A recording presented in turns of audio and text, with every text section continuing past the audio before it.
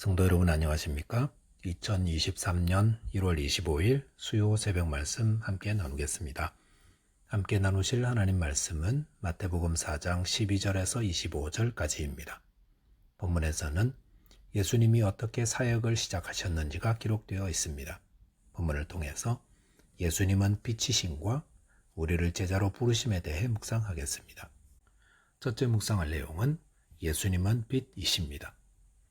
본문 12절, 13절에 보시면 예수께서 요한이 잡혔음을 들으시고 갈릴리로 물러가셨다가 나사렛을 떠나 스불론과 납달리 지경 해변에 있는 가버나움에 가서 사시니 라고 하였습니다.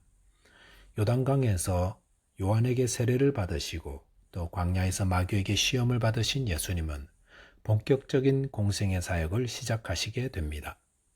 그런데 본문에 보시면 예수님은 요한이 잡혔음을 들으시고 갈릴리로 물러가셨다고 하셨습니다. 물러가셨다라는 말은 어떤 위기에 국면하여 잠시 피신해 있는 모습을 말합니다.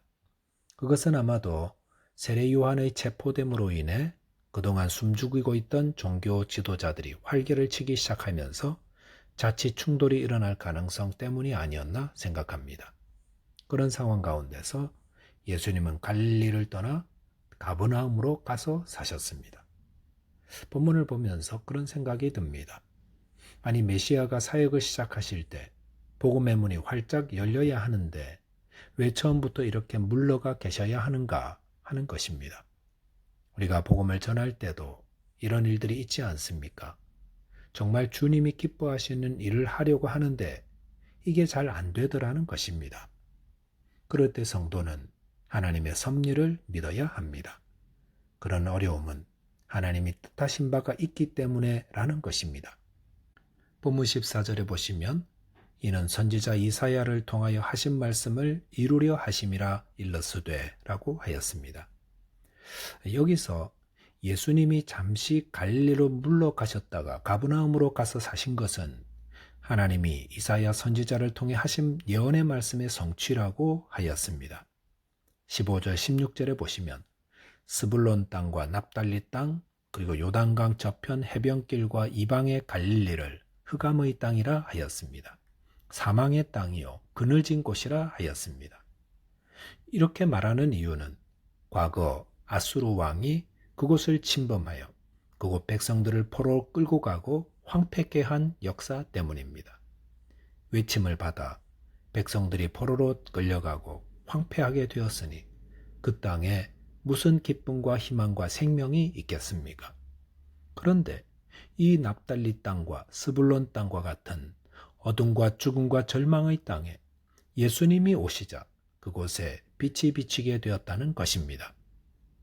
예수 그리스도는 어둠과 절망과 죽음 가운데 비추시는 빛이십니다. 이 빛이 비추는 곳마다 어둠과 절망은 물러가고 생명과 희망으로 충만하게 됩니다. 아무리 깊고 절망적인 어둠 가운데 있다 할지라도 예수 그리스도를 바라보면 그 빛으로 살 길이 생깁니다. 요한복음 10장 10절에서 예수님은 도둑이 오는 것은 도둑질하고 죽이고 멸망시키려는 것뿐이요 내가 온 것은 양으로 생명을 얻게 하고 더 풍성히 얻게 하려는 것이라 하셨습니다. 마귀는 도둑이며 우리 마음에 몰래 들어와 절망의 씨를 뿌립니다. 그러면 그 씨가 자라 미움과 분쟁과 원망의 열매가 생겨 죽이고 멸망시키게 합니다. 이번에 미국 LA에 70세 넘은 분이 수많은 사람들에게 총격을 가하고 자살하는 안타까운 일이 있었습니다. 이것이 다 마귀에게 사로잡혀 행하는 일입니다. 마귀를 바라보면 나도 죽고 모두 멸망하는 것밖에 없습니다. 그러나 예수님을 바라보면 나도 살고 남도 살리게 됩니다. 아무리 낙심되고 절망이 되더라도 예수 그리스도를 바라보시기 바랍니다. 예수님을 생각하고 바라보는 것만으로도 우리 삶에는 희망이 생깁니다. 여유가 생기고 평안함이 임합니다. 저와 여러분께서 빛 되신 예수님을 바라보심으로 생명으로 충만한 삶 살게 되시기 바랍니다. 둘째로 묵상할 내용은 예수님은 우리를 제자로 부르십니다. 라는 겁니다. 본문 17절에 보시면 이때로부터 예수께서 비로소 전파하여 이르시되 회개하라 천국이 가까웠느니라 하시더라 라고 하였습니다. 가버나움으로 이주하신 예수님은 회개하라 천국이 가까웠느니라 라고 복음을 전파하셨습니다. 이것은 세례 요한이 전파한 내용과 같습니다. 하지만 세례 요한은 오실 메시아에 대해 전파한 것이고 예수님은 천국의 주인으로서 전파하신 것입니다. 즉 예수님은 천국의 주인으로서 이 땅에 오셔서 회개하고 천국에 오라 하시는 겁니다. 성도 여러분, 오늘도 천국이 가까이 왔음을 알고 회개의 삶을 사시기 바랍니다. 본문 18절, 19절, 20절에 보시면 갈릴리 해변에 다니시다가 두 형제, 곧 베드로라 하는 시몬과 그의 형제 안드레가 바다에 금을 던지는 것을 보시니 그들은 어부라 말씀하시되 나를 따라오라 내가 너희를 사람을 낚는 어부가 되게 하리라 하시니 그들이 곧 그물을 버려두고 예수를 따르니라 라고 하였습니다. 예수님은 갈릴리 바다에서 그물을 던지던 베드로와 안드레를 보시고 그들을 제자로 부르셨습니다. 그러자 그들은 곧 그물을 버려두고 예수님을 따랐다 하였습니다. 여기 보시면 메시아 사역을 시작하시는 예수님은 복음을 전파하시면서 또한 제자를 부리고 계심을 알 수 있습니다. 본문 21절, 22절에서도 세베대 두 아들 야고보와 요한도 제자로 부르셨습니다. 이것은 무엇을 뜻하겠습니까? 그것은 예수님이 이 땅에서 이루실 하나님의 의를 위해 복음 전파와 아울러서 제자를 불러 그 일을 하신다는 것입니다. 예수님이 제자를 부르시고 그들을 통해 하나님 나라를 세우려 하시는 것은 예수님이 제자들에게 하나님 나라 세우는 일을 위임하셨다는 것을 뜻합니다. 예수님이 세우실 그 하나님 나라를 대신 맡아서 감당하게 될 제자로 부름받는 것, 그것은 얼마나 영광스러운 일입니까?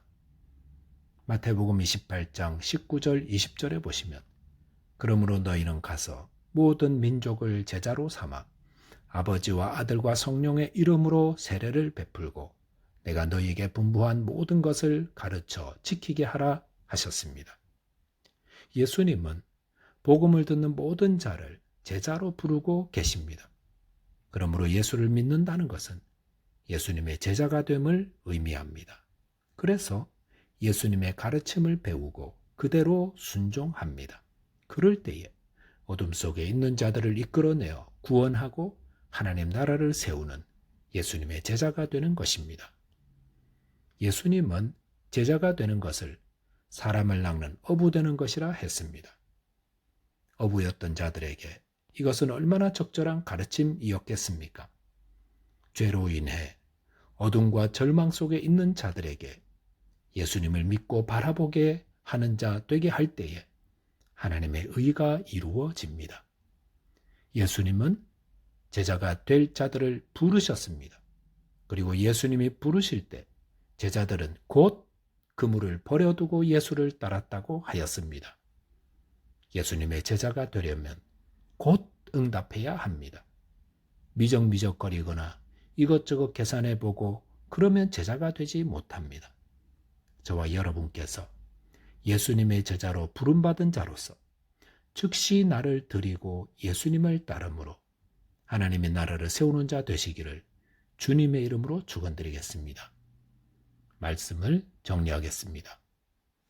누구든지 어둠과 절망의 자리에서 빛 대신 예수님을 바라보면 생명을 얻습니다. 또한 이 예수님의 제자로 부름받을 때에 곧 응답하심으로 하나님 나라의 영광된 제자 됩니다. 기도하겠습니다. 하나님 아버지, 어둠과 죽음과 저주 가운데 있던 저희에게 빛 대신 예수 그리스도를 보내어 주시사 천국의 백성 되게 하신 하나님 은혜를 감사드립니다. 저희를 예수님의 제자로 부르실 때에 곧바로 응답하여 하나님 나라를 세우는 영광된 사역에 동참하게 도와주옵소서. 예수 그리스도 이름으로 기도하옵나이다. 아멘. 오늘도 주 안에서 승리하는 하루 되시기 바라겠습니다. 감사합니다.